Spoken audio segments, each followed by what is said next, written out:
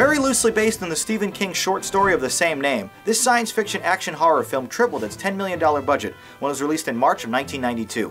King was so unhappy with the adaptation, however, he successfully sued the producers for attaching his name, citing that the film bore no meaningful resemblance to his original short. For better or worse, Leonard directs this ambitious project, which opens with a wordy title card explaining how the future of the year 2000 will be populated with widespread use of a technology known as virtual reality, a concept which was apparently novel and exciting some 20 years ago. Future James Bond player Pierce Brosnan stars as an eager scientist who converts his neighborhood's mentally challenged landscaper into a violent genius through the application of computer science paired with some fancy drugs. As the lawn boy who's constantly taken advantage of, even sexually, Jeff Fahey does a decent job exhibiting the slow transformation from dimwit to mastermind, and you can tell he's gotten smarter thanks to a stylish new haircut and tucked-in shirt.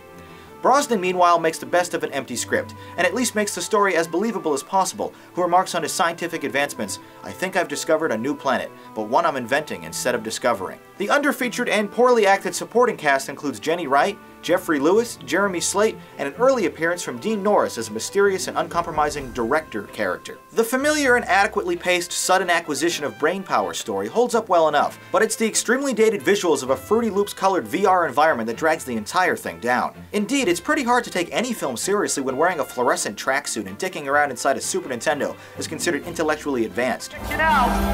Peter, you better not get too excited because I'll hit you. Right there. Come on!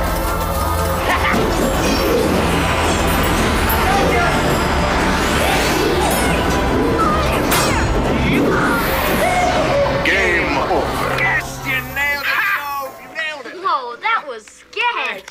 Hey! Finally, some real competition. Yeah, he got you that time, didn't he, Peter? Yeah. Congratulations. You just graduated to the next level, Job.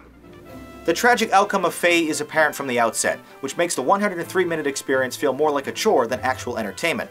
By the halfway mark, I was just ready for it to be over. Dan Wyman's melodramatic soap opera style doesn't do the R-rated picture any favors either. A climactic and virtual battle that involves a VFX shot of a lawnmower mouth inside a brain is particularly ridiculous, and the final straw in what could have been a very interesting and exciting movie. Instead, we're left with bad performances from good actors, wasted potential, and a pissed-off novelist. The Lawnmower Man might be terrible, but it's passable entertainment, worth watching for the morbidly curious. I thought it was lame.